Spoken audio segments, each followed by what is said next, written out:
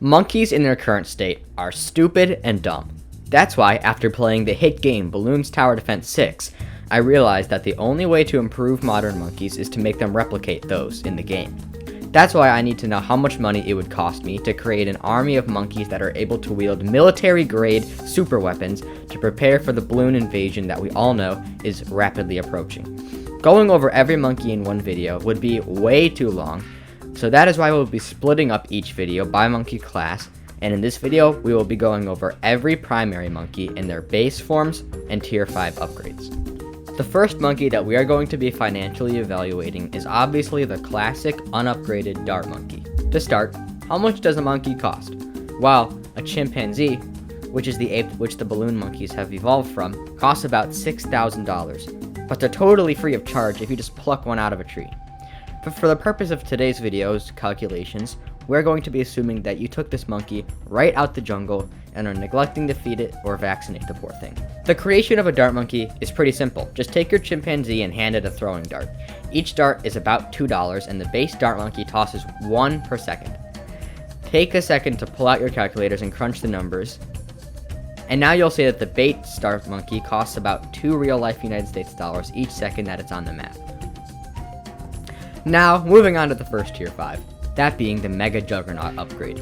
This won't be so easy to find because last time I checked on eBay, there were no current listings for a 10-foot spike ball and a medieval catapult. However, we can assume that these monkeys, which we have trained, have mastered or at least studied the art of metal forging and are capable of creating these spike balls if given the raw materials.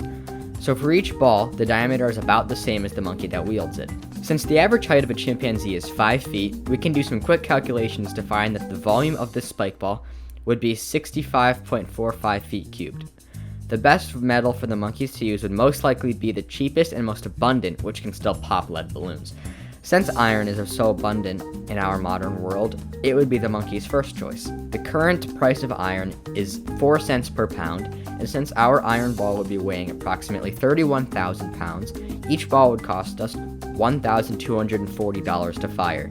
Now, we can clearly see the ball explode on contact into many smaller balls, but since they are all originating from the one center ball, we're just going to assume that they all fit inside and count towards the original mass. Now for the catapult. Unfortunately for us, Ocean Squid's favorite siege weapon went out of style 700 years ago.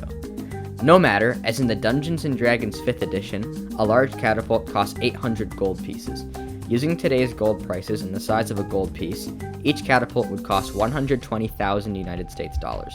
If this fantasy tabletop game's prices are anything to go off of, then these monkeys better have a savings account. The next tier 5 to assess is the Plasma Monkey Fan Club upgrade. Its regular form is very similar to the standard dart monkey, but it throws 3 darts at a time at a rate of 1.5 per second. This adds up to $6 per throw, 1.5 times per second, so $9 per second. However, it has a very powerful ability where it is able to transform itself and any other dart monkeys around it into their super monkey form. Now, you might be wondering, what in the world would be the real-life equivalent to monkey plasma orbs? While we couldn't find any plasma goggles, we were able to find military-grade plasma gun that came at the low price of $1.7 million. So long as we can supply this monkey with a $1.7 million plasma gun every time this ability ends, then we can stay safe from the inevitable balloon invasion. Also, to charge it, we think the cheapest option would be a set of 2 Duracell AA batteries. Of course, we can't forget about the costume that is worn by the monkey in its super form. For this, we can use a $30 children's Superman costume. For the last of the 3 tier 5 upgrades, we have the Crossbow Master. This bad boy fires off arrows worth $2.5 each at a rate of 6.25 arrows per second out of his $2,000 crossbow. The Crossbow Master costs $2,000 plus an additional $15.6 every second that he's popping balloons. Moving on to the second of the primary monkeys, we have the Boomerang Monkey. The base Boomerang Monkey costs 325 cash, while the real-life equivalent would actually only cost $55 because the monkey reuses its boomerangs. The boomerang would cost $25, and the unisex yellow bodysuit that the monkey wears would cost an extra $30. If we were trying to find the most economically efficient way to pop balloons, it would probably be the base Boomerang Monkey. However, the same cannot be said for the tier 5 variations. The Glaive Lord Monkey is not as fiscally responsible and instead decides to use a new glaive every single attack.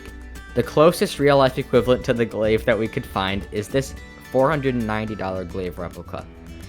If this monkey can attack every 0.6 seconds and has 3 glaives around it, then it would be about $816 a second, plus a $1,470 base cost, and a $20 purple cloak. We can't forget about that.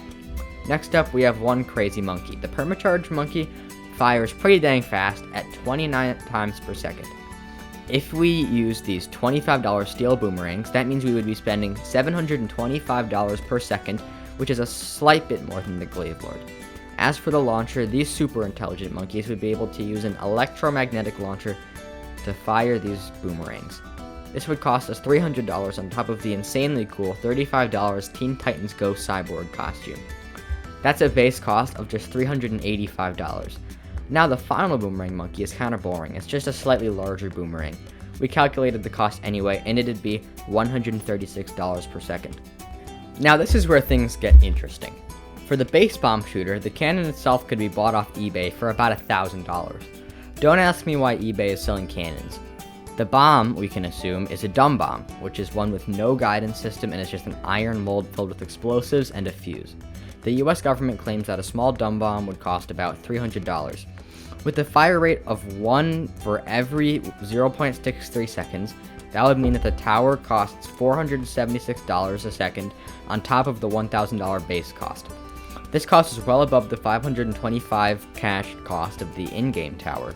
We're also going to ignore how the cannon is somehow self-aiming because we got no idea how that works. Now onto the variations. The first being Balloon Crush, which we were probably just going to skip over because it's just a bigger bomb, which we're going to say is 1.2 thousand per bomb, which is what the cost of a medium dumb bomb is. The next variation, however, is very interesting. So it looked to me like the Moab launcher tower is an actual missile launcher, which, if you didn't know, is pretty expensive. According to this website, the construction of a missile silo would cost about $120 million, which is a lot more than the in-game price of only $25,000 cash. But you know, it might be worth that price to some, to pop a few balloons. Who knows? Each missile that this thing fires would also be very expensive. One of the cheapest missiles that resembles the one we see in-game is the RIM-66C, which costs about $1.2 million. So with a fire rate of about 1 per second, that would be $1.2 million per second plus the $120 million installation price. That's pretty dang expensive for a tower that can't even pop a camo balloon.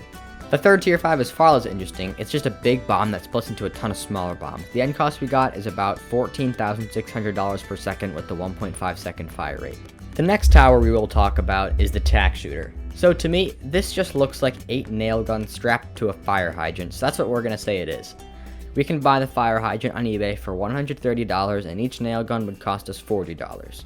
This leads to an installation cost of $450, and for the nails they would be relatively cheap with about 3 cents a nail, so the cost per second would be about 17 cents. The first tier 5 variation is the Inferno Ring, another fire hydrant but with 5 thermo-industrial furnaces. Each furnace is $4,072, so that's $20,505.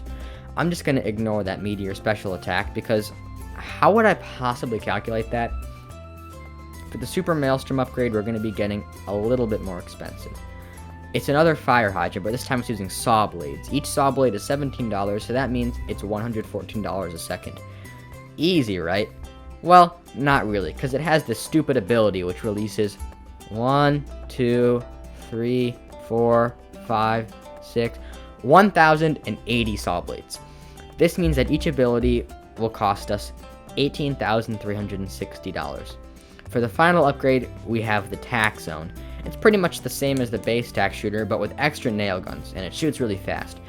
It would be 32 nail guns with an increased fire rate.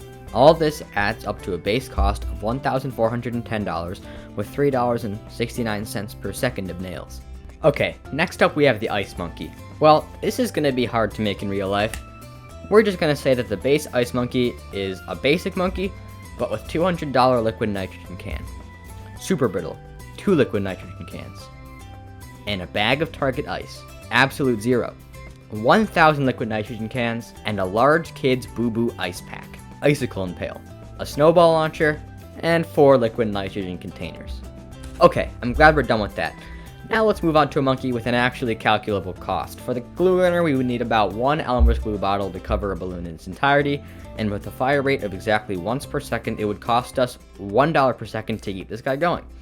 The first tier 5 is the balloon solver, which is about the same as the regular glue gunner, but it also uses 100 milliliters of sulfuric acid to dissolve the balloons. The sulfuric acid would drive up the cost per shot to $5, and with an attack rate of 4 per second, it would cost us about $20 per second. Now, so far, these glue gunners have been fairly reasonable in cost and might actually be viable in a balloon apocalypse, but this next one is where it gets crazy. For this tier 5, we are going to focus mainly on the glue storm ability. Now, if we go to Lotus Island map, we are able to see that this ability can cover the entire thing. Now, Lotus Island is actually a real place, which for some reason Google Maps says is in the middle of the ocean, but it's about 400 feet wide and 800 feet tall, so it's about 320,000 square feet. We can assume that in order to cover all of these balloons, we would just need at least an inch thick of glue. But that means we would need 26,666 cubic feet of Elmer's glue. That would be about 25,532,868 fluid ounces of glue. Now that's a lot of glue, and we would need 6,383,217 bottles of Elmer's 4-ounce glue just to use this ability once. That's over $6 million every time we use the ability. But we aren't done. We don't actually see how far this ability can stretch. As far as we know, it encompasses the entire Earth. That would mean that we need to cover 12,333,333 cubic feet if it was an inch thick. That's 11,809,000,000 ounces of Elmer's glue. That's 2,952,250,000 that this little monkey is wasting, not even to pop a single balloon. But we were not done. How do we know it's limited to Earth? Well, we can clearly see it works in the moon. This is why, in my belief, this ability can cover a 1-inch thick plane that stretches across the entire universe. Now, if the universe is thought to be 93 billion light years across, that would be 566 quintillion, 75 quadrillion, 727 trillion cubic feet, or 542 sextillion, 20 quintillion ounces of Elmer's glue. What this means is that each time we use the monkey super ability, we're using up 135 sextillion, 505 quintillion, $1 Elmer's 4-ounce glue bottles. That is 3,387,625,000 times the amount of money that is currently in circulation on Earth. With that money, you could buy 2,150,873 kilograms of antimatter, which is the most expensive substance ever. Are you beginning to see the problem here? But what about black holes?